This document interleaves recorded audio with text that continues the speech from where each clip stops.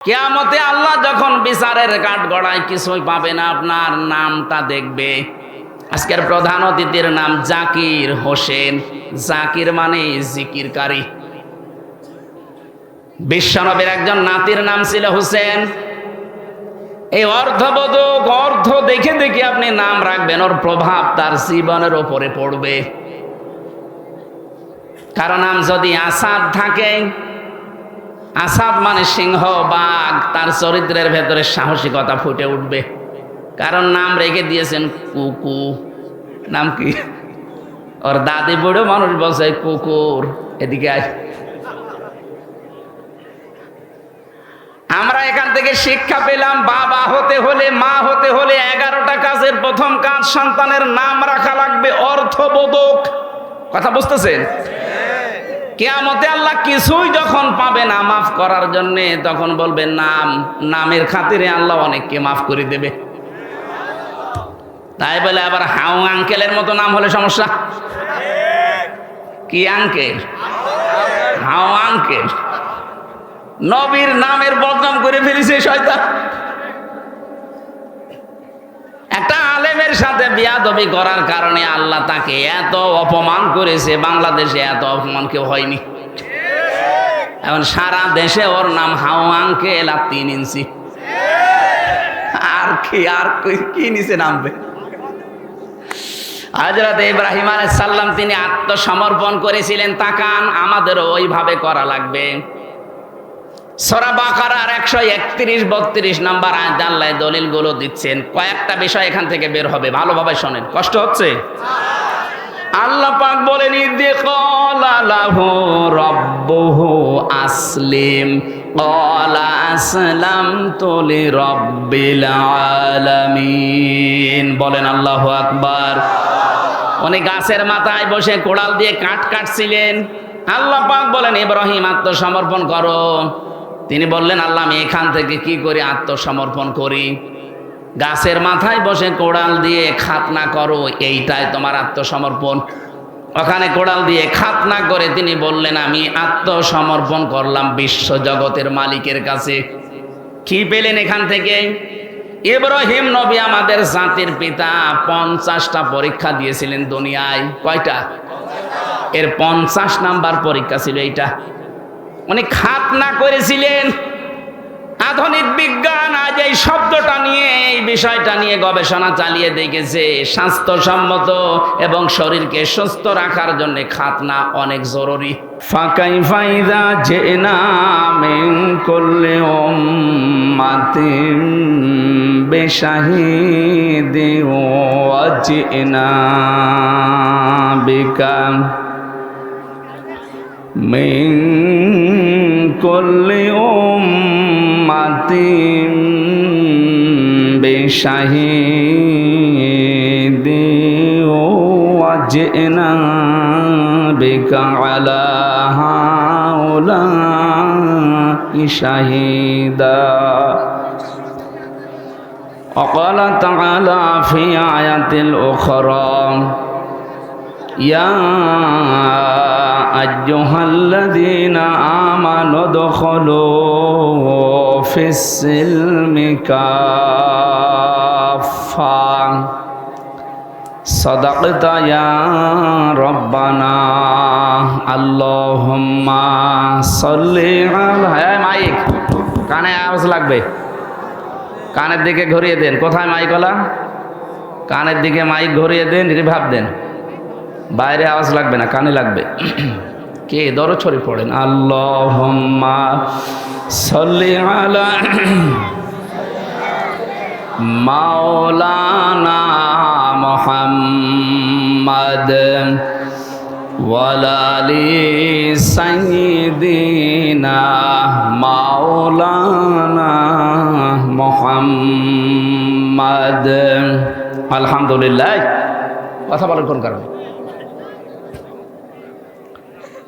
বাংলাদেশের ঐতিহ্যবাহী জেলা কুষ্টিয়া সদর থানার অন্তর্গত হাটস হরিপুর শালদহ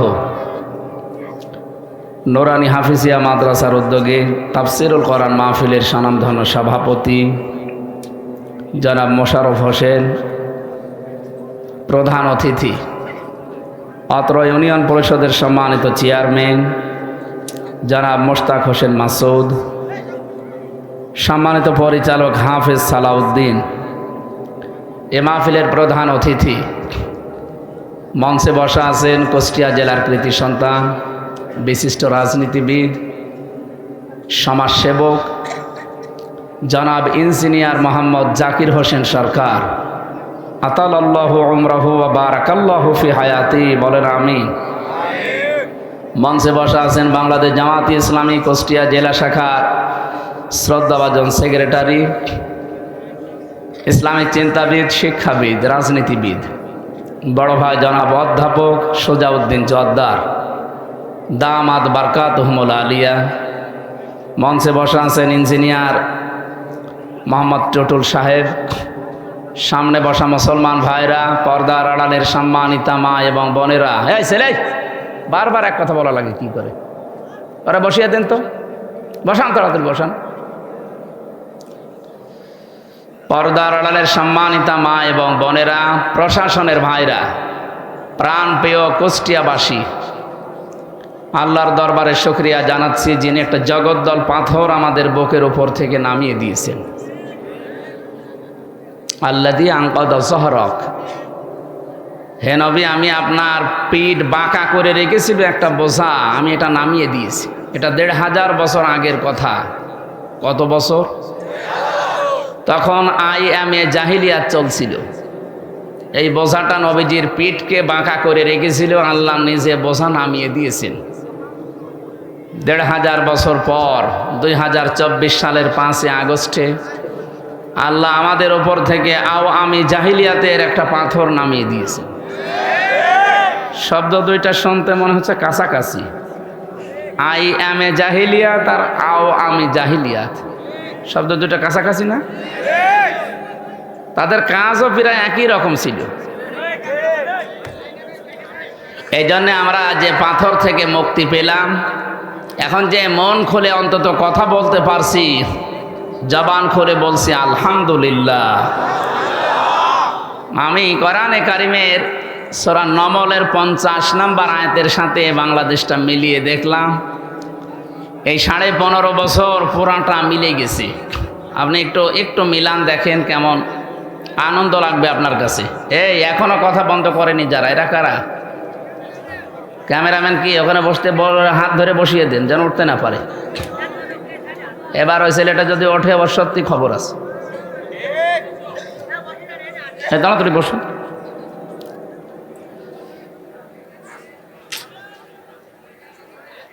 না, ডিস্টার্ব করবে। ওরা এখানে বের করে দেন তো, এখান থেকে যান। আবার ওটা খোলে কেন? যান যান যান যান। ওরা হাত ধরে বসিয়ে দেন না কেন ভাই? একটার জন্য 10টা ডিস্টার্ব হচ্ছে, দেখছেন?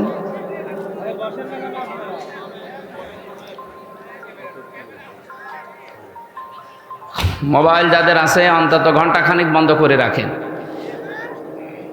আপনি এত গুরুত্বপূর্ণ লোক না যে আপনার মোবাইল বন্ধ থাকলে এই কুষ্টিয়া অচল হয়ে যাবে। যাদের মোবাইল বন্ধ থাকলে কুষ্টিয়ার সমস্যা হবে, তারাই তো মোবাইল বন্ধ করে দিয়েছে। অন্তত আপনারা 1 ঘন্টাখানিক বন্ধ করে রাখেন। কারো জন্যে কেউ অচল না, কারো জন্যে পৃথিবী থেমে থাকে না, এটা প্রমাণ হয়ে গেছে। যারা মনে করতো না আমরা ছাড়া মনে হয় আর চলবে না, তারা নেই। চলছে না কুষ্টিয়া, এ দেশ চলছে না।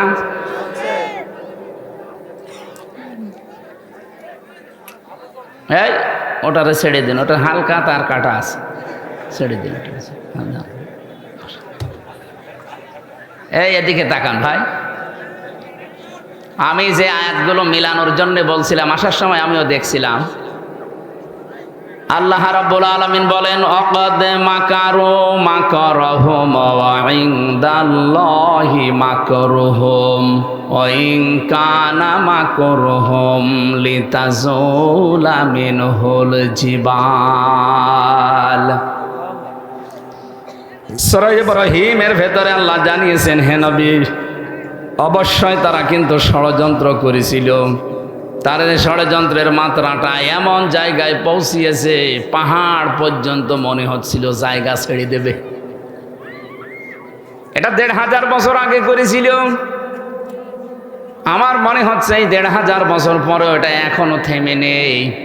বিশেষ করে ফেসবুকের মাধ্যমে যারা পালিয়ে গেছে, যারা লুকিয়ে আছে, এরা এখনো পর্যন্ত ষড়যন্ত্র চালাচ্ছে, বিশেষ করে উস্কানি দিচ্ছে। কালকে আমি ছিলাম মৌলভীবাজার, কুষ্টিয়ার কৃতি সন্তান, ওখানকার জেলার এসপি জনাব জাহাঙ্গীর হোসেন। আমি যেখানে আজকে মাগরিবের পরে আলোচনা করছিলাম, ওর পাশের গ্রামে, এই সাউদিয়া মাছপড়ায় বাড়ি। উনি আমাকে জানালেন যে এই ফেসবুকের মাধ্যমে যে এই গুজবগুলো চলছে, জনগণকে সতর্ক করবেন, এই গুজবে যেন কেউ কান না দেয়। এই গুজবে কান দেওয়ার কারণে এই যে চলছে ঝামেলা 3-4 দিন, আমরা সাবধান থাকবো, কারো উস্কানিতে যেন পা না দেয়। বিশেষ করে যারা পালিয়েছে, এদের উস্কানিতে তো পা দেওয়াই যাবে না। কথা বুঝতেছেন? যখন একেবারে সব কিছু শেষ হয়ে গেছে, তখন ওনারা এখন নতুন আর একটা বিষয় সামনে নিয়ে এসে ধর্মীয় উন্মাদনা দিয়ে, না, উন্মাদনা কোনো জায়গায় নেই, উদ্দীপনা আছে। ধর্মীয় বলেন, জেনারেল বলেন, উন্মাদনা আমাদের কোনো ধর্মে নেই। উন্মাদনা নেই, আছে উদ্দীপনা। কি আছে? ইসকনের মাধ্যমে যেটা চালাতে চাচ্ছে ধর্মীয় বিষয়ের নাম দিয়ে, এটা উদ্দীপনা নয়, এটা উন্মাদনা। ইসলাম ধর্মে তো উন্মাদনা নেই, হারাম। এটা কিসের উন্মাদনা আপনার? লা ইকরাহা ফিদ্দীন। ইসলামের ভেতরে বাড়াবাড়ি নেই, জবরদস্তিও নেই। যদি জোর করে ইসলাম ধর্ম গ্রহণ করানোর নিয়ম থাকতো, 850 বছরে এই ভারতবর্ষ মুসলমান শাসন করেছিল, একটাও হিন্দু থাকার কথা ছিল না। কথা বলেন না কেন? পৃথিবীতে 200 কোটির উপরে এখন আমরা মুসলমান, সবচাইতে পরধর্ম সহিষ্ণু জাতি আমরা। সুতরাং আন্তর্জাতিক মিডিয়া এখন বাংলাদেশের দিকে তাক করে আছে, কিন্তু আপনি টের পাচ্ছেন না। এই জন্য কারো উস্কানিতে পা দিয়ে উল্টাপাল্টা লিখবেন না, এই উন্মাদনা ছড়াবেন না। আল্লাহ বলেন ওদের ষড়যন্ত্র থেমেছিল না, 14টা ষড়যন্ত্র ওই জামানায় করেছিল, আর এই 2024-এর আগে 15টা ষড়যন্ত্র চলছে। আমরা কোরআনের আয়াতের সাথে মিলাবো ইনশাল্লাহ। যদি মিলে যায় ওইগুলো মাইনাস করব। কি কথা বলেন না কেন? আমাদের গাইডলাইন কি বলেন তো? আরো জোরে বলেন। নাকি বাবার জীবনী? অনেকে তো বাবার জীবনী গাইডলাইন বানিয়ে দিয়েছে। পৃথিবীর কোনো মানুষের জীবনী পড়ে মানুষ পরিবর্তন হতে পারে না, এ সিস্টেম পৃথিবীতে নেই। আপনি পরিবর্তন হতে পারেন যেটা পড়লে, তার নাম কি? এই কোরআন শরীফ। আপনি এটা পড়েন, মাস্ট বি আপনি পরিবর্তন হবেন, বাধ্য হবেন। টনি বেলার নাম শোনেননি? কোথায় বাড়ি? কোথায়? আমেরিকায়। কোথায় বাড়ি? টনি বেলাওয়ারের শালিকা, ছোট শালিকা লরেন বুথ, এ মহিলা অনার্স মাস্টার্স করা, পিএইচডি হোল্ডার। ওকে খ্রিস্টানরা বহু অর্থ দিয়ে ইরানে পাঠিয়েছে। তেহরান বিমানবন্দরে নামার পর ও খ্রিস্টান বানাবে মানুষকে। এক মুসলমানকে ডাক দিয়ে বলছে যে, ভাই, আমি মুসলমান হব না, কিন্তু আমি ইসলাম জানতে চাই। কি পড়লে অথেন্টিক ইসলাম জানা যাবে সেই বই আমি আপনার কাছে চাই। আমাদের কাছে কেউ যদি হিন্দু এসে বলে যে আমি ইসলাম গ্রহণ করব না, কিন্তু আমি ইসলাম জানতে চাই, এটা তার অধিকার আছে না নেই? বলেন বলেন। তখন তো অনেক মানুষ এই ফতোয়া তুলবে, হ্যাঁ ওর ওযু নেই, ওর কাছে কোরআন শরীফ দেব। আরে ভাই, কোরআন শরীফ ধরতে হলে ওযু করা লাগবে, মাস্ট বি। আপনি কোথায় পেয়েছেন? রাসূলুল্লাহ আসলেন টয়লেট থেকে। কোথা থেকে? পায়খানা প্রসাব করার পরে নবীজি আসলেন, পানি দেওয়া হয়েছে তাকে। তিনি হাত মুখ ধোয়ার পরে গোশত খেলেন। বিশ্ব নবীকে জিজ্ঞাসা করা হয়েছে, হে রাসূল, আপনি ওযু করলেন না? তিরমিজি শরীফের হাদিস। নবীজি বলেন, দেখো, আল্লাহ আমাকে শুধু নামাজের আগে ওযু করার জন্য আদেশ দিয়েছেন, তাছাড়া পৃথিবীর কোনো কাজ করার আগে ওযু করা লাগবে আদেশ আমি পাইনি। এ কাজের ভেতরে রোজা রাখা হতে পারে, এ কাজের ভেতরে হজ করা হতে পারে, এ কাজের ভেতরে খাবার খাওয়া হতে পারে, এ কাজের ভেতরে কোরআন ধরাও হতে পারে। তাহলে নামাজ পড়ার আগে ওযু করা লাগবে, নির্দেশ কার? ইয়া আইয়ুহাল্লাযীনা আমানু ইযা কুমতুম ইলাস সালাতি ফাগসিলু ওয়ুজুহাকুম ওয়া আইদিয়াকুম ইলাল মারাফিকি আমসাহু বিরুসিকুম ওয়া আরজুলাকুম ইলাল কাবাইন। ইমানদারেরা যখন নামাজের জন্য প্রস্তুতি নেবে, নামাজে দাঁড়াবে, তার আগে ওযু করো, এ নির্দেশ কার? ইমানদারেরা কোরআন পড়বা তখন ওযু করো, এ কথা আছে? কোরআন শরীফ আপনি দেখেন তো, যারা হাফেজ আছে, মাওলানা আছে, আলেম আছে, বলেন নেই? হ্যাঁ আছে। কি আছে? ফাইদা ক্বরাতাল কুরআনা ফাস্তাইয বিল্লাহি মিনাশ শাইতানির রাজিম। আল্লাহ পাক বলেন, যখন কোরআন পড়বা তার আগে শয়তান থেকে আশ্রয় চাইবা। আউযু বিল্লাহি মিনাশ শাইতানির রাজিম, এটা পড়া লাগবে। আর এটা পড়া সুন্নাত, নফল, মুস্তাহাব না, এটা পড়া ওয়াজিব। কি বলেন তো? না পড়লে আপনার গুনাহ হবে। কেন? পৃথিবীর এমন কোন ইবাদত নেই যে ইবাদতের আগে আউযু বিল্লাহ না পড়লে ইবাদত হয় না, নেই। আপনি নামাজের আগে আউযু বিল্লাহ পড়েননি, আপনার নামাজ হবে না, কেউ ফতোয়া দিতে পারবে? পারবে না। রোজা রাখার আগে আপনি আউযু বিল্লাহ পড়েননি, আপনার রোজা হবে না, কেউ বলতে পারবে না। হজ করার আগে আউযু বিল্লাহ পড়েননি, হজ হবে না, না। কিন্তু কোরআনে কারীম পড়ার আগে যদি কেউ আউযু বিল্লাহ না পড়ে, ওর কোরআন পড়া তো হবেই না, আরো গুনাহ হবে। তাফসিরে মুফাসসির লিখেছেন এই কারণে, কারণ পৃথিবীর কোন ইবাদতে শয়তান এত ধোঁকা দেয় না, কোরআনের কাছে আসতে গেলে যত ধোঁকা দেয়। শয়তান ভালো করে জানে যে কোরআন যদি মানুষ বোঝে, কোরআনের কাছে আসে, আমি যে শয়তানি করি এটা বন্ধ হয়ে যাবে। কথা বুঝতেছেন? ওর যে শয়তানি করার রাস্তা বন্ধ হয়ে যাবে। এজন্য কোরআন ধরার আগে ওযু করা শর্ত নয়। হ্যাঁ, কেউ যদি আরবি টু আরবি কোরআন, যেটা এইটা ভরতে গেলে ফরজ গোসল হলে আপনার কাছে যাবেন না, কিন্তু এমনি স্বাভাবিক ওযু নেই, আপনি কোরআন ধরতে পারবেন না, না, এটা মাসলা নয়। আপনি ধরবেন। এর কাছে মুসলমান কোরআন শরীফ তুলে দেয়নি, সিয়াসিত্তা হাদিস সহ তাফসির দিয়েছে। 3 বছর এই মহিলা পড়া কোরআন শরীফ তন্ন তন্ন করিস। আমাদের মতো আনাকুম জানাকুম পড়েনি, একেবারে পড়ার মতো পড়িস, কারণ হচ্ছে শিক্ষিত মহিলা। 3 বছর পরে মুসলমান হয়ে গেছে। সাংবাদিকরা জিজ্ঞাসা করছে, আপনি কি করলেন? পৃথিবীতে সবচাইতে বেশি মানুষ বাস করে খ্রিস্টান ধর্মে, এরপরে মুসলমান। আপনি সেই বড় ধর্ম বাদ দিয়ে মুসলমানদের এই ধর্ম গ্রহণ করলেন কেন?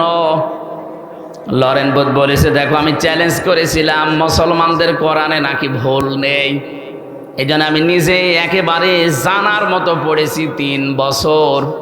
3টা বছরে আমি প্রায় 53 জায়গায় লাল দাগ দিয়েছিলাম। মনে করলাম ভুল ধরা পড়েছে, কিন্তু আল্লাহর ইশারা, যেখানেই ভুল ধরে দেখে তার পরের আয়াতে ওর জবাব আল্লাহ আগেই দিয়ে দিয়েছে। শেষে আমার জীবনের ভুল ধরা পড়ে গেছে।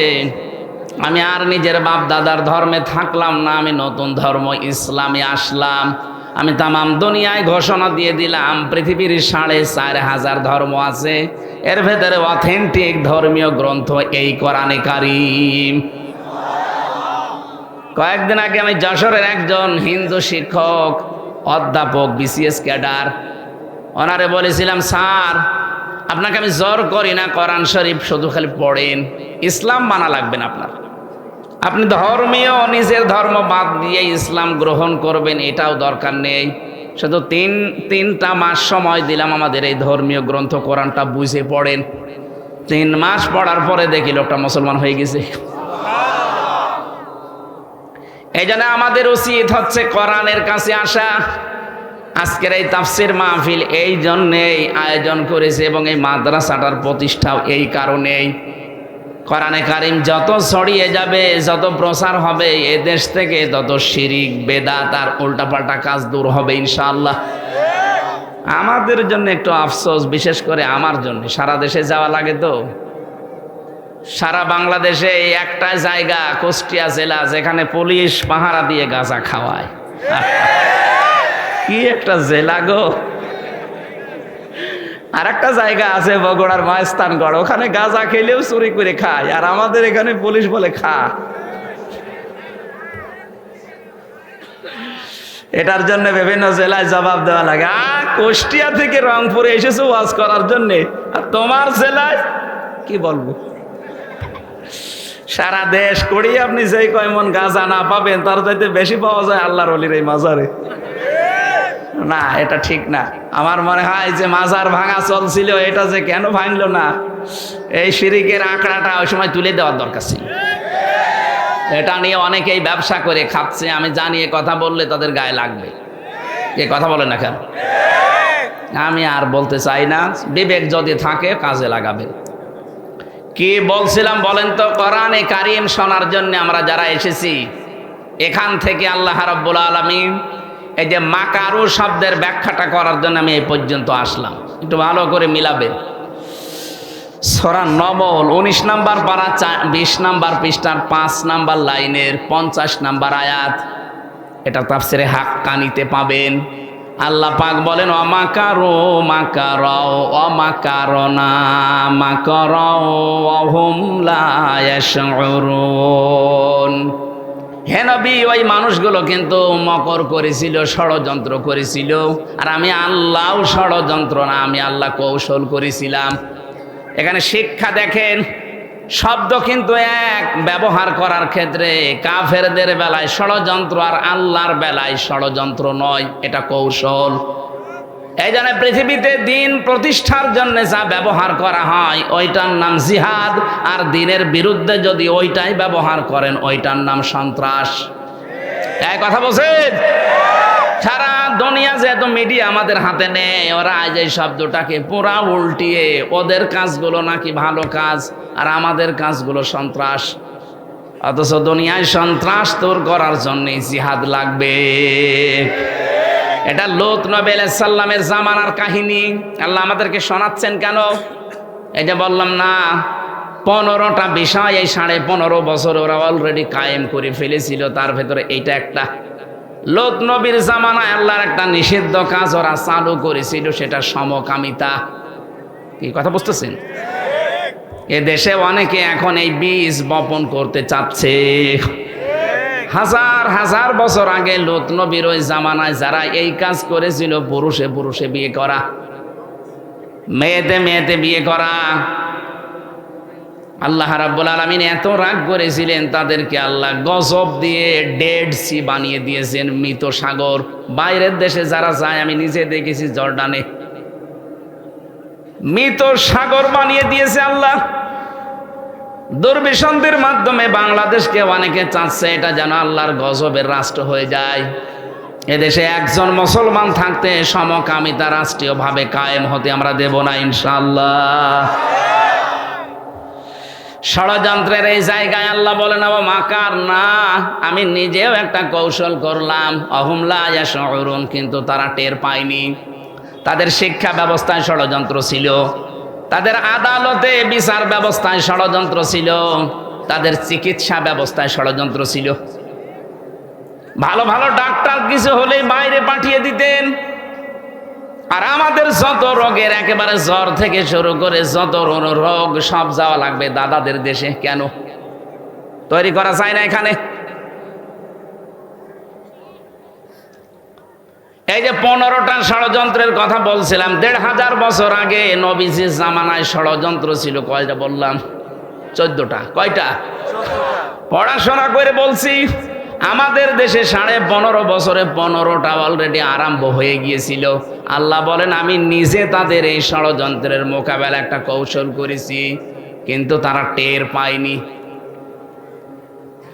ফানজুর কাইফা কানা আকিবাতু মাকরিহিম। হে নবী, একটু নজর করে দেখেন না কেন? যারা ষড়যন্ত্র করেছিল আমি আল্লাহ নিজে তাদেরকে দমন করেছি। আন্না দাম্মারনাহুম, নিজে তাদেরকে ধ্বংস করেছি। ওয়া কওমাহুম আজমাইন, এবং তাদের পুরা জাতিকে। আমি আয়াত পর্যন্ত পড়তাম না, এরপরে আয়াতটা বাংলাদেশের 2024 সালের 5 আগস্টের সাথে মিলে যাচ্ছে, এই জন্য পড়লাম। আমার দৃষ্টিতে মিলেছে, দেখেন আপনার দৃষ্টিতে মেলে কিনা। এরপরে একটা শিক্ষা বের করব।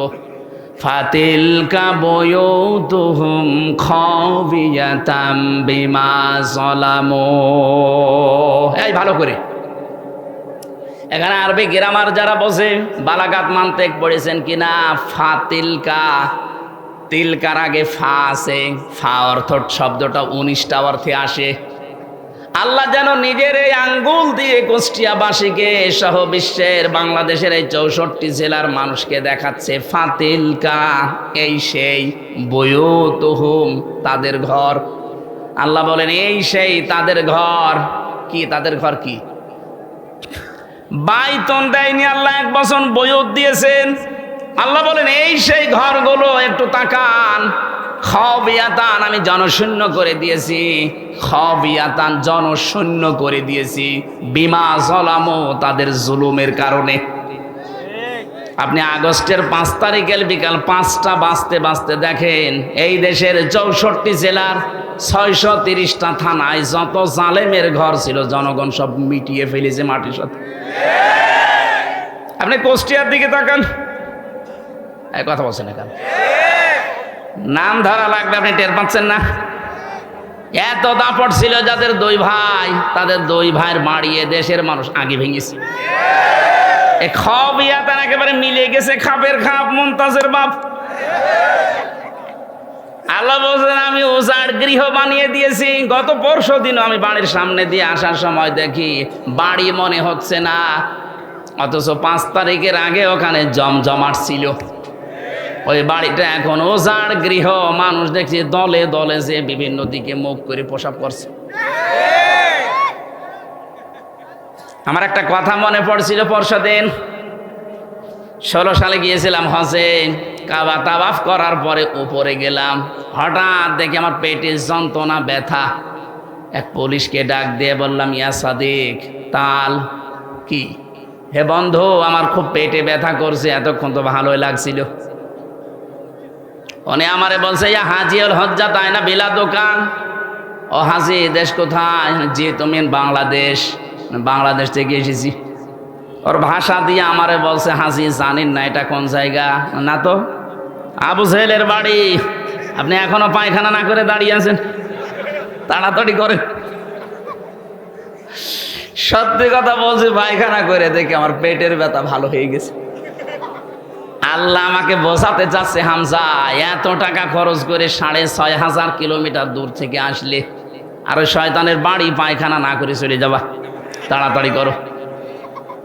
ঠিক যেন আজকের এই দেশে যতগুলো জালেমের বাড়ি ছিল আল্লাহ পাক যেন নিজে তাদেরকে জাতীয় উজাড় গৃহ বানিয়ে দিয়েছে।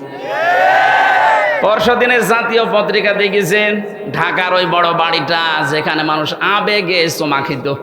দেখলাম অনেকে দলবদ্ধ হয়ে জামাতবদ্ধ হয়ে টয়লেট করছে। হ্যাঁ, 3-4 জন একসাথে যাচ্ছে, বিভিন্ন দিকে মুখ করে আল্লাহ রাস্তায় চালাচ্ছে। আমার মনে হয় এদের পেটে আমার মতো ব্যথা, এই কথা বলছে না। আমি খাবিয়াতান শব্দটা তাফসিরে পড়েছি ইবনে কাসিরে। আল্লাহ বলেন আমি এমন জনশূন্য করে দিয়েছি, এমন উজাড় গৃহ বানিয়েছি। কেন জানো? তোমাদেরকে একটা শিক্ষা দেওয়ার জন্য। এবার আসেন আমাদের বিষয়। ইন্না ফি যালিকা লাআয়াতাল লিকাউমি ইয়ালামুন। অবশ্যই এর ভেতরে তোমাদের জন্য শিক্ষা আছে। লাম, লামে তাকিদ, অবশ্যই শিক্ষা আছে যদি তোমরা জ্ঞানী হয়ে থাকো। আল্লাহ আমাদের বোঝাতে চায় আগামীতে যদি কেউ ক্ষমতার চেয়ারে বসে জুলুম করে তার বাড়িও জাতীয় টয়লেট বানানো হবে। যেন আমরা যেন সাবধান থাকি, আর যাই করে যেন জালেম হয়ে না যায়। কে কথা বোঝেন কিছু নাকি আন্দাজে ঠিক বলেন? ঠিক আছে। আল্লাহ রাব্বুল আলামিন 14টা বলতে গেলে এমনি এত রাত হয়ে গেছে। আমরা তাফসিরে যাব। সূরা বাকারা থেকে মাত্র 1 আয়াতের 3 ভাগের 1 ভাগ পড়েছি, আর সূরা নিসার 41 নম্বর আয়াতটা পড়েছি। আল্লাহ রাব্বুল আলামিন এত তথ্য আয়াতের ভেতরে লুকিয়ে রেখেছে, আপনি যত টান দেবেন গবেষণা আকারে তত তথ্য ওখান থেকে পেয়ে যাবেন। আমরা আসেন তো এই 2 আয়াতের একটা আয়াত শুরু করছি, সূরা বাকারা 208 নম্বর আয়াতের প্রথম অংশ। আমার আজকের আলোচনার বিষয় প্রবেশ করো। কি বললাম? বলেন বলেন। কোরআনে কারীম জানাচ্ছে ইয়া আইয়ুহাল্লাযীনা আমানু, ও ওহে যারা ঈমানের দাবি করো, উদখুলু ফিস-সিলমি কাফা, তোমরা ইসলামে পরিপূর্ণভাবে প্রবেশ করো। এদিকে তাকান, এখানে সিন শব্দের উপরে যদি কেউ জবর দিয়ে পড়ে তাহলে সালমন বাংলা অর্থ দাঁড়ায় শান্তি, আর সিনের নিচে জের দিয়ে পড়লে বাংলা অর্থ দাঁড়ায় সিলমন মানে ইসলাম। আল্লাহ পাক এখানে শান্তির ভেতরে প্রবেশ করো বলেন নাই, বলেছে ইসলামে প্রবেশ করো। কোথায়? এখন ইসলামে প্রবেশ করবেন আপনি আংশিক না পূর্ণাঙ্গ? বলেন বলেন, পূর্ণাঙ্গটা এখানে কোথায় পেলেন? এই যে পরিপূর্ণ পূর্ণাঙ্গ কোথায় আছে এখানে? আল্লাহ রাব্বুল আলামিন আয়াত, ছোট আয়াত কিন্তু এত সূক্ষ্ম সূক্ষ্ম শব্দ দিয়েছেন। এর শেষের শব্দটা দেখেছেন কাফা। ইসলামে আংশিক প্রবেশ করলে হবে না, পরিপূর্ণভাবে প্রবেশ করা লাগবে। এখন আমার প্রশ্ন, আমি যে ইসলামে পরিপূর্ণ প্রবেশ করেছি আল্লাহর এই কথা মতো, এটা আমি টের পাবো কি করে? নাকি কথা বলে না কেন? আমি যে ইসলামে পরিপূর্ণ প্রবেশ করলাম এটা আমি টের পাবো কি করে? আপনি যদি 5টা বিষয় দুনিয়ায় দেখতে চান যে আপনার ভেতরে 5টা বিষয় আলামত চিহ্ন এগুলো পাওয়া যাচ্ছে সিমটম, তাহলে বুঝবেন আমি এই আয়াতটা দুনিয়ায় মেনে চলছি, পুরা ইসলামের ভেতরে আমি পরিপূর্ণভাবে প্রবেশ করে ফেলেছি। এখন নিজের সাথে মিলাবেন। 1 নম্বরে আমি ইসলামে প্রবেশ করার প্রথম আলামত সিমটম হচ্ছে আত্মসমর্পণকারী হওয়া লাগবে। কি হওয়া লাগবে? খুব সূক্ষ্ম শব্দ এখানে আছে কিন্তু ভালো করে শুনবেন। আত্মসমর্পণকারী হবেন 1 নম্বরে। 2 নম্বরে আপনার ইখলাস আসবে ভেতরে। 3 নম্বরে বিশুদ্ধ আকীদা তৈরি হবে আপনার। 4 নম্বরে চরিত্র হবে উন্নত। 5 নম্বরে লেনদেন হবে আপনার স্বচ্ছ। এই 5টা বিষয় যখন আপনার প্র্যাকটিক্যাল লাইফে পাওয়া যাবে তখন বুঝবেন আপনি পরিপূর্ণ ইসলামে প্রবেশ করেছেন। এবার প্রথমটা ব্যাখ্যা আসেন তো। আত্মসমর্পণ এই শব্দ দিয়ে আমরা কি বুঝলাম? যে মাথা নত করা লাগবে। কথা বলে না কেন? এটা করে দেখিয়েছেন আমাদের জাতির পিতা হযরত ইব্রাহিম আলাইহিস সালাম। এই বানানোটা না, আল্লাহর বানানোটা। আমরা তো অনেকে যাকে তাকে বানিয়ে দেই না, আল্লাহ যেটা বানিয়েছিলেন তার নাম কি? আরো জোরে বলেন। মিল্লাতা আবিকুম ইব্রাহিম হুয়া সাম্মাকুমুল মুসলিমিন। তাম দুনিয়ার ময়দানে আয়াতটা আছে, কি সুন্দর একটা নাম দেখেছেন, আত্মসমর্পণকারী। বাবার 11টা দায়িত্ব পালন করা লাগে। সন্তান শুধু জন্ম দিলেই বাবা হওয়া যায় না, 11টা দায়িত্বের প্রথম নাম্বারে তার একটা অর্থবোধক নাম দেওয়া লাগে। এদেশে বহু বাবা আমরা দেখতে পাচ্ছি, বহু মা এমন আছে খালি জন্মিয়ে ছেড়ে দিয়েছে, এমন নাম দিয়েছে ও কি হিন্দু না মুসলমান বোঝা যায় না। আমি কি বেশি বললাম? এরকম নাম দেশে নেই। আপনি নামটা রাখবেন অর্থবোধক। কিয়ামতে আল্লাহ যখন বিচারের কাঠগড়ায় কিছুই পাবে না, আপনার নামটা দেখবে। আজকের প্রধান অতিথির নাম জাকির হোসেন। জাকির মানে জিকিরকারী। বিশ্বনবীর একজন নাতির নাম ছিল হোসেন। এই অর্থবোধক, অর্থ দেখে দেখে আপনি নাম রাখবেন, ওর প্রভাব তার জীবনের ওপরে পড়বে। কারণ নাম যদি আসাদ থাকে, আসাদ মানে সিংহ বাঘ, তার চরিত্রের ভেতরে সাহসিকতা ফুটে উঠবে। কারণ নাম রেখে দিয়েছেন কুকু। নাম কি? ওর দাদি বুড়ো মানুষ বলছে কুকুর। এদিকে আয়। আমরা এখান থেকে শিক্ষা পেলাম, বাবা হতে হলে, মা হতে হলে 11টা কাজের প্রথম কাজ সন্তানের নাম রাখা লাগবে, অর্থবোধক। কথা বুঝতেছেন? কিয়ামতে আল্লাহ কিছুই যখন পাবে না মাফ করার জন্যে, তখন বলবে নাম। নামের খাতিরে আল্লাহ অনেককে মাফ করে দেবে। তাই বলে আবার হাউ আঙ্কেলের মতো নাম হলে সমস্যা। কি আঙ্কেল? How uncle. নবীর নামের বদনাম করে ফেলেছে শয়তান। একটা আলেমের সাথে বিয়াদবি করার কারণে আল্লাহ তাকে এত অপমান করেছে, বাংলাদেশে এত অপমান কেউ হয়নি। এখন সারা দেশে ওর নাম হাও আঙ্কেল আর 3 ইঞ্চি। আর কি নিচে নামবে? হযরত ইব্রাহিম আলাইহিস সালাম তিনি আত্মসমর্পণ করেছিলেন। তাকান, আমাদেরও ওইভাবে করা লাগবে। সূরা বাকারার 131-32 নম্বর আয়াতে আল্লাহ দলিলগুলো দিচ্ছেন। কয়েকটা বিষয় এখান থেকে বের হবে, ভালোভাবে শোনেন। কষ্ট হচ্ছে? আল্লাহ পাক বলেন, ইদি ক্বালা লাহু রাব্বুহু আসলিম ক্বালা আসলামতু লিরাব্বিল আলামিন। বলেন আল্লাহু আকবার। উনি গাছের মাথায় বসে কোড়াল দিয়ে কাঠ কাটছিলেন। আল্লাহ পাক বলেন, ইব্রাহিম আত্মসমর্পণ করো। তিনি বললেন, আল্লাহ আমি এখান থেকে কি করে আত্মসমর্পণ করি?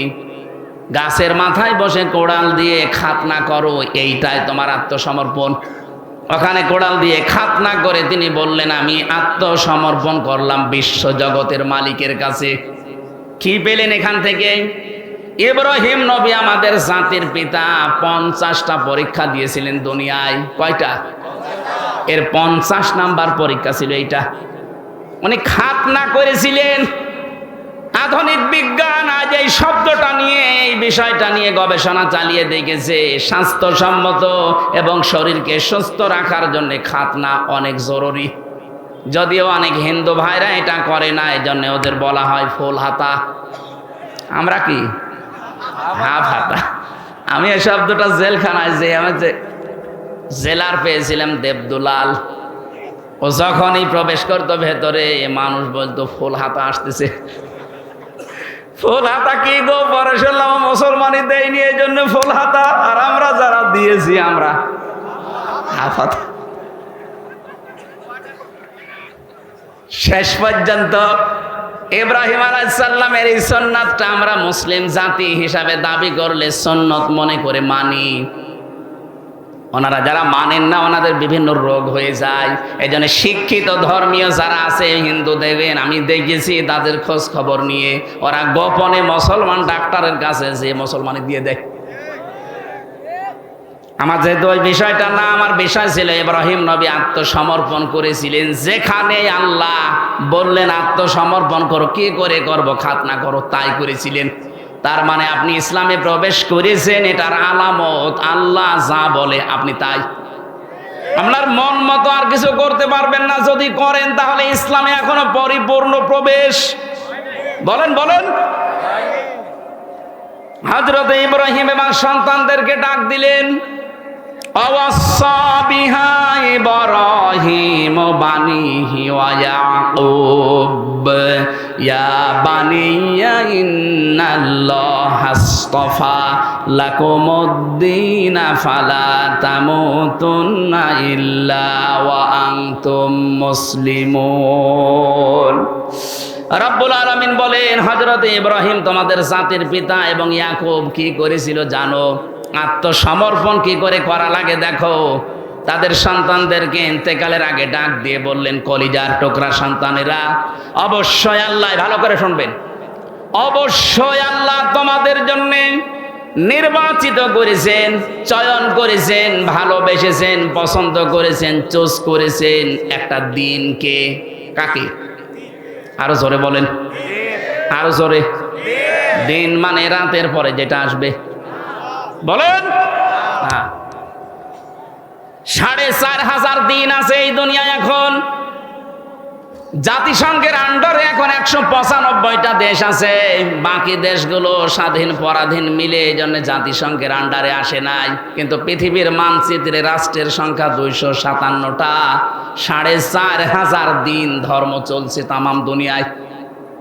আল্লাহ পাক বলেন, দিন কি জানো?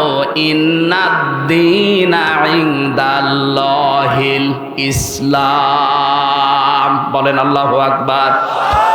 সূরা আলে ইমরানের 19 নম্বর আয়াতে আল্লাহ দলিল দিয়েছেন, আমার কাছে দিন বলতে একটাই, তার নাম ইসলাম। তার নাম কি? আমাইয়াবতাগি গায়রাল ইসলামি দীনান ফালা ইউকবালা মিন। ইসলাম বাদ দিয়ে পৃথিবীর কোন দিন দিয়ে 4500 দিন আছে, যে কোনো দিন দিয়ে কেউ যদি আল্লাহকে পেতে চায় ফালাই ইউকবালা মিন, ওর জীবনের কোনো কিছু আল্লাহ কবুল করছে না, করবে না। ও বাংলার মুসলমানের এখান থেকে রেকর্ড হচ্ছে, কালকে সারা দুনিয়া ছড়াবে বিভিন্ন ভাষায়। আমার সামনে এখন মাত্র 20,000 মানুষ না, আমার সামনে এখন 800 কোটির উপরে মানুষ। সবাইকে উদ্দেশ্য করে বলছি, যে ভাষায় শোনেন শোনেন। 4,500 ধর্মের কোন ধর্ম দিয়ে তার মালিক পর্যন্ত যাওয়া যাবে না। যদি স্রষ্টা পর্যন্ত যেতে হয় ইসলাম নামক দিন লাগবে। আমাদের সৌভাগ্য এই আমরা কিচ্ছু না পাই, অন্তত দিন হিসাবে ইসলাম পেয়েছি। বলেন, একেবারে শুরু থেকে শেষ পর্যন্ত দিন মানা লাগবে ইসলামকে। এবার আসেন তো, একটা পরিবার থেকে শুরু হয়। একটা মানুষ বিয়ে শাদী দিয়েই তো পরিবার গঠন করে। আপনি ভালো করে সূক্ষ্মভাবে বুঝবেন, পরিবার থেকে যখন দিন শুরু হচ্ছে, দিন মানে, আরো জোরে বলেন, পরিবারে ইসলাম নেই। আরো জোরে বলেন, পরিবারে ইসলাম কি? এই যে যারা বিবাহ শাদী করতে চান, পরিবারে ইসলাম হচ্ছে বরযাত্রী খাওয়া জায়েজ নেই, ওলিমা করা লাগবে। আপনি তো দিন নেওয়া লাগবে মুহাম্মদুর রাসূলুল্লাহর কাছ থেকে। তিনি জীবনে যতগুলো বিয়ে করেছেন, কোনোদিন বরযাত্রী নিয়ে 200-300 জন গেছে মেয়ের বাড়িতে? কথা বলে না কেন? তিনি যত বিয়ে করলেন, প্রতিটি বিয়েতে তিনি করেছিলেন ওলিমা, নিজের বাড়িতে মেয়েদের লোক নিয়ে এসে খাওয়িয়েছেন। কিন্তু বাংলাদেশ সহ বিশ্বের বহু জায়গায় আমি দেখতে পাচ্ছি এই দিনটা আজ পরিবারে নেই। কথা বলে না কেন? কুষ্টিয়াতেও নেই। এখানে বহু মা বাবা বসে আছে, ওরা ছেলে বিয়ে দেওয়ার সময় মেয়ের বাড়িতে আরো 200-300 জন নিয়েছে, মরণের খাওয়া খাচ্ছে। আরে এই যে বরযাত্রী, 1 নম্বর বরযাত্রী। এই সিস্টেম বন্ধ করা লাগবে, যেহেতু ইসলামে নেই। আপনি ওলিমা করবেন যতটুকু সামর্থ্য আছে বাপ দাদা, আর আপনার নিজের মেয়ের বাড়িতে থেকে আরো দরকার হয় 100-150 মানুষ নিয়ে আনবেন। নিজের বাবার বাড়ি থেকে 150-200-400 মানুষ আপনি নিজের বাড়িতে ওলিমা করে খাওয়াবেন। এটা দিন। এই দিন এখন থেকে চালু করা যায় না। আজকে থেকে সিদ্ধান্ত নেওয়া লাগবে, জীবনে আর বরযাত্রী যাব না, ওলিমায় যাব না। আপনারা রাজি হচ্ছেন আমি জানি, অনেকে লস হয়ে যাবে। আমি বারবার বলছি, কারণ আমার 3টা মেয়ে, আমার তো ঝামেলায় পড়া লাগবে। আরে ভাই, ইসলাম তো বলা যাবে নাকি? আমারটাও একটু সমস্যা হয়েছিল বিয়ের সময়। আসলে আমরা তো গ্রাম্য মানুষ, ওই সময় তো বুঝতাম না। আমি তাও 7-8 জন নিয়ে গেছি মাত্র, খুব বেশি কষ্ট আমার শ্বশুরের হয়নি। কিন্তু আমার 3টা মেয়ে, এখন যদি ওলিমার এই ফতোয়া না দিয়ে আবার এই বরযাত্রী চালায়, আমার কত ক্ষতি হয়ে যাবে না? আমার বাঁচার জন্য হলো না। এই মাসলাটা বললাম, যাদের দিন মানার ইচ্ছা আছে ইসলাম হিসাবে, পারিবারিক জীবন থেকে মানা লাগবে। কথা বলেন না কেন? আজকে থেকে যারা বললেন যে না আর বরযাত্রী যাব না, সত্যি মানতে পারবেন তো? এটা রেকর্ড হয়ে এই যে কালকে ছড়াবে। যদি মানতে না পারেন, আবার বরযাত্রী 2-3টি রাত যাচ্ছেন, কুষ্টিয়ার বদনাম হয়ে যাবে। আমি আশা করছি এই সুন্নাতটা, এই দিনটা কুষ্টিয়া থেকে আরম্ভ হবে ইনশাআল্লাহ। আমরা এখন থেকে বরযাত্রীতে আসি কিসে? অলিমায়। বলেন বলেন, অলিমা হয় মেয়ের বাড়িতে না ছেলের বাড়িতে? এবার দেখেন আপনার ইমান কি বলে। মেয়েরা যারা এসেছেন দিন হিসাবে আপনার পরিবারে, যখন বিয়ে করে আসবে স্বামীর বাড়িতে, কিভাবে দিন মানবেন? শুধু নামাজ পড়া, রোজা রাখা আর কালো বোরকা পরাই দিন না। তিরমিজি শরীফ, আল্লাহর নবী বলেন, ইযা নাযারা ইলাইহা সাররাতুহু, স্বামী যখন বাইরে থেকে এসে তোমার দিকে তাকাবে, তখন অভ্যর্থনা জানাবে স্বামীকে, খুশি করার জন্য, আনন্দ দেওয়ার জন্য যা লাগে তুমি তাই করবে। দরকার হয় কাতু কুতু দেবে। কি কথা বলছেন এখন? স্ত্রী হিসাবে স্বামীকে কাতু কুতু দেওয়া জায়েজ নেই।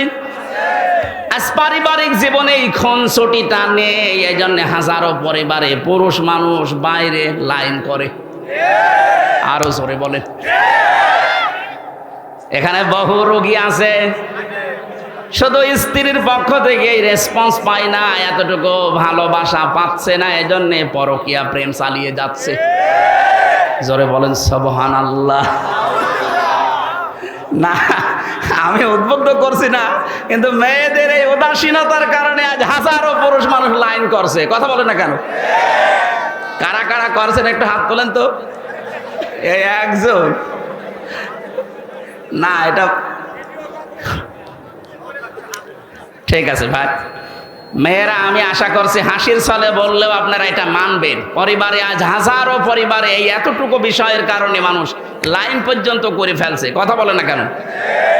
2 নম্বরে ওয়াইদা গাবা আনহা হাফিজাতুহু, স্বামী যখন বাইরে যাবে মাস্ট বি আপনার শরীরকে, ইজ্জতকে, সম্ভ্রমকে, স্বামীর সন্তান আর স্বামীর সম্পদ হেফাজত করে রাখবেন।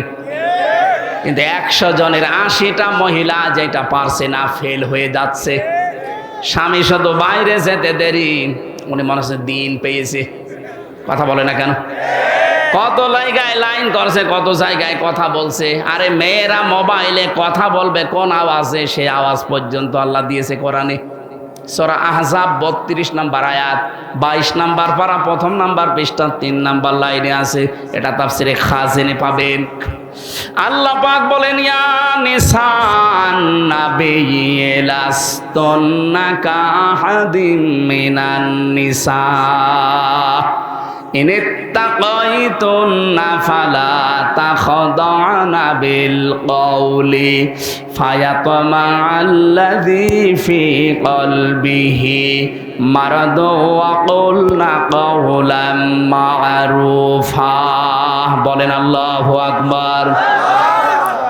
আল্লাহ পাক বলেন, হে নবীর স্ত্রীরা, যদি বাইরে কারোর সাথে কথা বলো হিজাবের বাইরে থেকে, পর্দার আড়াল থেকে, এখন আর হিজাব পর্দা না, এখন হবে মোবাইল, ফোন, ফ্যাক্স। কথা বুঝতেছেন? যদি কেউ মোবাইলেও কথা বলো, যদি দেখো যে ওই 14 জন পুরুষ মানুষ বাদ দিয়ে অন্য কেউ, 14 জন পুরুষের ভেতরে তোমার বাবা, তোমার ভাই, তোমার বোনের ছেলে, ভাইয়ের ছেলে, এরকম 14 জন পুরুষ মানুষ বাদ দিয়ে যদি কেউ কল দেয়, কথা বলবা সঠিক কথা, মিথ্যা কথা বলা যাবে না। কিন্তু মোবাইল টাচ হয়ে গেছে মিথ্যা বলার জোম। ঢাকে কুষ্টিয়ার মজমপুরে বলছে আমি ঢাকায় আছি। কথা বলেন না কেন? এজন্য মোবাইলেও যদি কথা বলে কেউ, কথা বলবা সঠিক, মিথ্যা বলবা না। কিন্তু ভাষা হবে রুক্ষ সূক্ষ্ম, রাগে রাগে। যে কল দিয়েছে ওর মনের ভেতরে যদি দুর্বিসন্ধি থাকে, কোনো রোগ থাকে, ও রোগ ভালো হয়ে যাবে। কি সূক্ষ্ম বিষয় দিয়েছেন আল্লাহ। মোবাইলে কথা বললেও কথা কোন আওয়াজে হবে। এটা যদি কাবা শরীফের ইমামও কল দেয়, তাও আপনার ভাষা রুক্ষ সূক্ষ্ম হবে। কথা বলেন না কেন? আর আপনাকে আপনার দেবরে কল দিয়েছে, মনে হচ্ছে কি পেয়েছেন আপনি। জাহান্নামে বেশি মানুষ যাবে 2টা কারণে। 1 নম্বরে যে মানুষগুলো নিজের আশপাশের যারা ভাবি আছে, ভাবি, এদের সাথে যারা উল্টাপাল্টা লাইন করে, চরিত্র ধ্বংস করে, এরা বিনা হিসাবে জাহান্নামে যাবে। আর বাংলাদেশে এখন এই রোগ দিন দিন বাড়তেছে। হরিপুরে নেই, আছে মানে আপনি এখনো খোঁজ খবর নেন, চলছে কাজ। আশা করছি আপনি আওয়াজ কানে গেলে এখনই ফিরে আসেন। ভাই বাড়িতে নেই, উনি বিদেশে আছে, আর আল্লাহর রাস্তার লাইন চালাচ্ছে। 3 নম্বরে মেয়েরা, তুইনু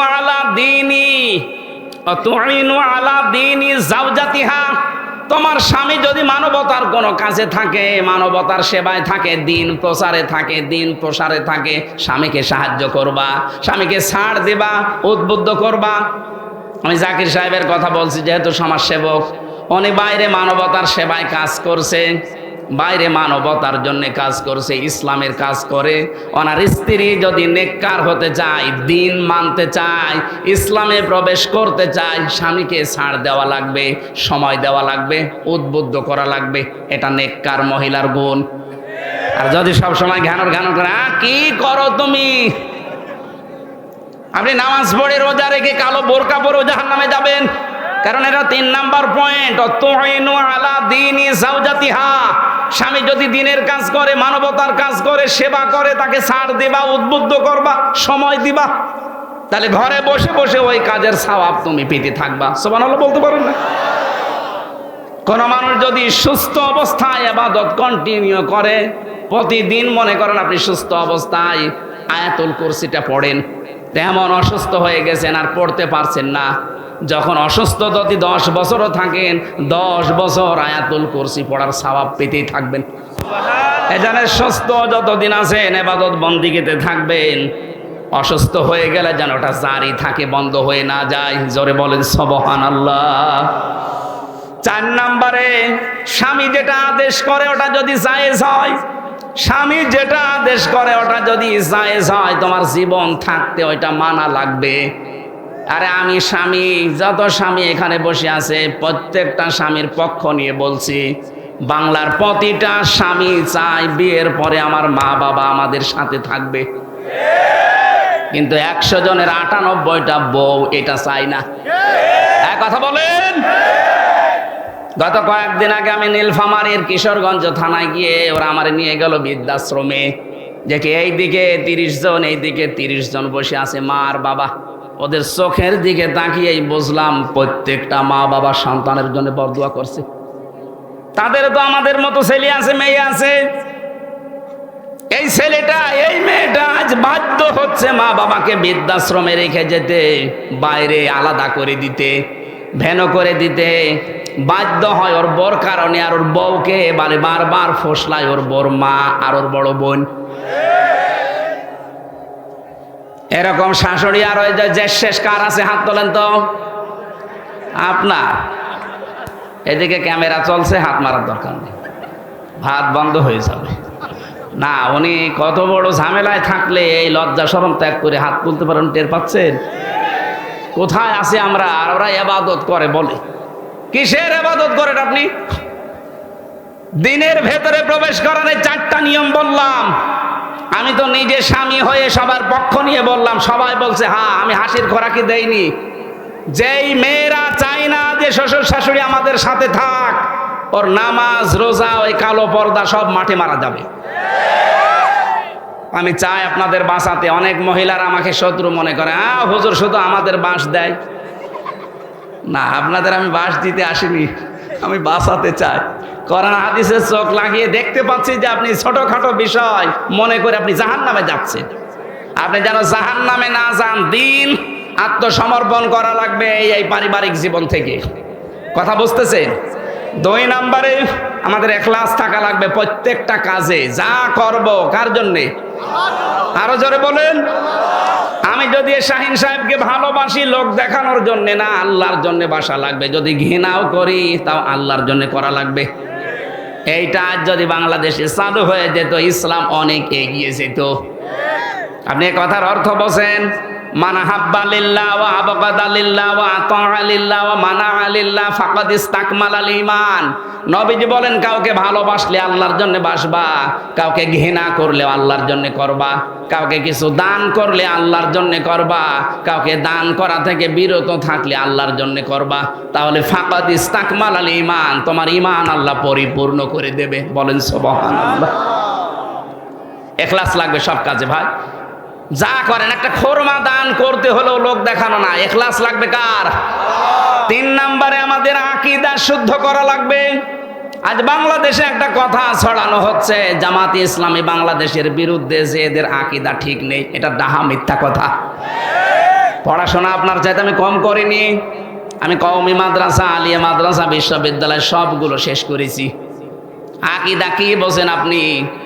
যে মুসলিম একটা দলের উপরে আকীদার দোহাই দিয়ে এদের উপরে দোষারোপ করেন, একটা মিথ্যা তহমত লাগাচ্ছেন, কিয়ামতে আপনি আসামি হয়ে যাবেন। আকীদার বিষয়ে কারোর সাথে কোনো মত পার্থক্য নেই। হ্যাঁ, কিছু মাসলা মাসাইলে পার্থক্য থাকতে পারে, এটা ইমামদের ভেতরে ছিল।